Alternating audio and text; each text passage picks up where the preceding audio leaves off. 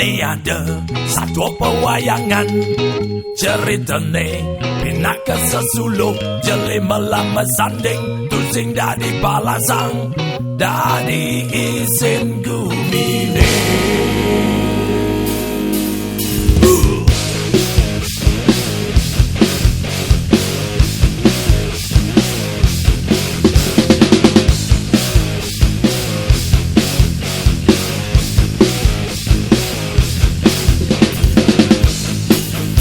Sangut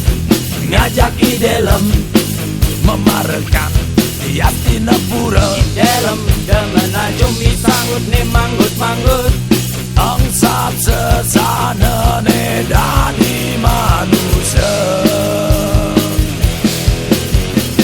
Trikaya pari sudah muatu teragama anggot sesuluh jadi tadi manusia apa nawang galang kena asa ase aso tur masih bisa menyama beraya biar di dalam raut sigong kena momonya pekadi aku belum gajum ulap gen kesugian biar disambut liunan daya ngeke daya cengar cengir liunan raut nanging ngilonin madan patut rua bineda tusing dari palasan tongos jeli ada melah tongos melah masih ada medaya corak i dalam baung gondong i sangut ajik ni angking i dalam sombong i sangut ni ngehang gending gending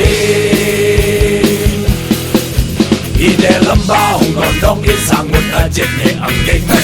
i dalam sombong i sangut ni ngehang gending gending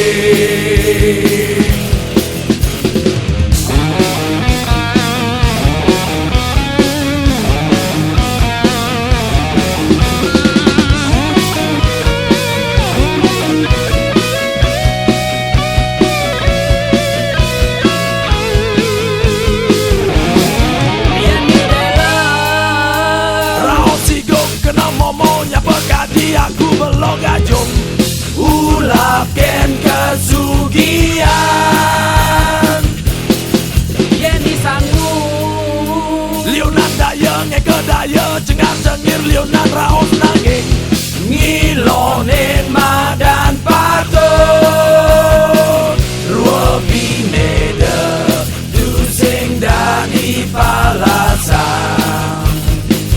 tongos jeli ada melah tongos melah masih ada medaya corak i dalam baung gondong i sangut ajik ni angking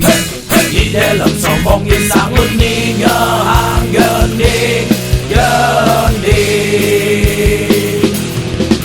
i dalam baung gondong i sangut ajik ni angking i dalam sombong i sangut ni ngehang gending gending ngut ngut yoi kakak hahaha